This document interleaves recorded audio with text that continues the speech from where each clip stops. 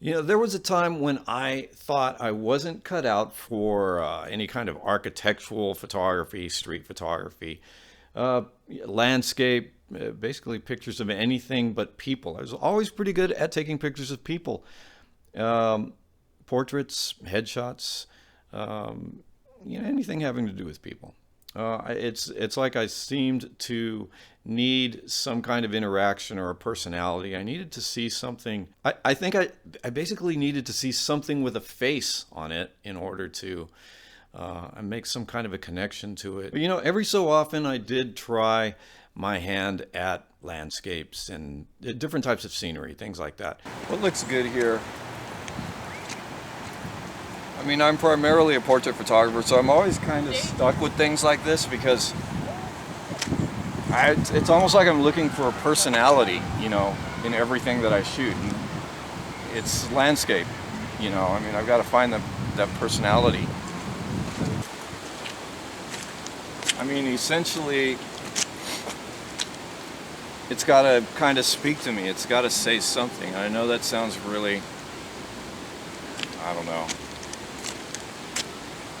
spiritual, maybe? I don't. But I'm not a spiritual guy, I don't think. But yeah, it has to have a personality. What's the personality, or what am I looking for?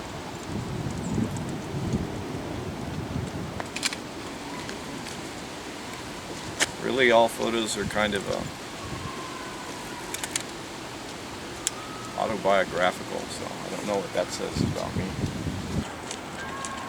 Occasionally, I was good at smaller objects, flowers, macro photography. But no, when it came to pictures of buildings and other large scenes and scapes, no, I just didn't think I was very good at it. Maybe I was okay, but I just never saw anything in my own pictures that impressed me. After a while, I think I got over myself a little bit,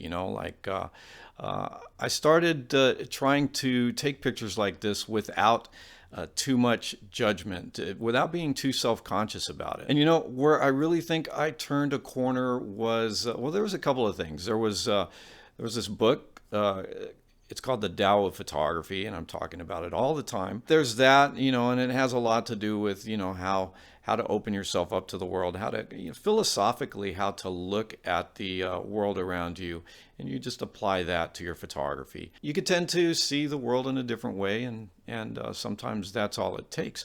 Another thing is, not that long ago, I went on a photo walk with a friend of mine, Xavie Garcia, and I've always been blown away by Javie's pictures. No matter what I mean, he's a great portrait photographer, but he's also a great street photographer, and he's really good at taking pictures of just about anything. But I really like his photographs of buildings.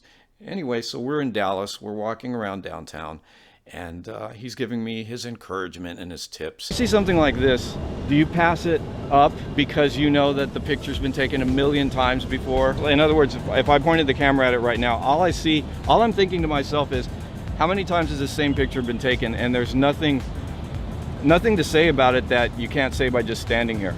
I think that you could definitely, make something out of this. You could get like extremely close and just look at the curvature, the lines. There's shadows here. This is like the fundamentals of photography is, make something out of the mundane. I think that's another thing that sort of gave me that confidence to look at this type of photography in a different way and really approach it in a different way and give it a shot. And another thing that might have made a difference, now Xavie is primarily a film photographer. He likes shooting with lo-fi cameras like Holgas and Dianas and things like that. I think another thing that gave me some confidence with this type of photography is shooting with my Holga. Now, I'm not sure if it's because you're going to get weird, mysterious pictures with the Holga anyway. So it's like, whatever you're taking pictures of with this camera, at least as far as I'm concerned, are going to be more interesting than, say, taking the same shot with a digital camera. So I think what that came down to for me was I don't know, I really liked the city scenes that I shot with the medium format film, and just the look that I got out of the Holga. And I think, having done pictures that I was happy with, of this type, I think that just gave me the confidence I needed, and it carried over to my digital cameras. I recently went out to downtown Austin to do a little photo walk. Look at this. Of my own, kind of one last one before the big lockdown here in Austin. Again, it's like industrial spaghetti.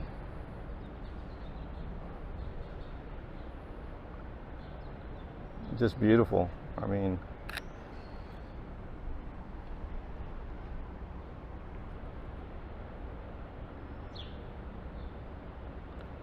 and in the middle of it,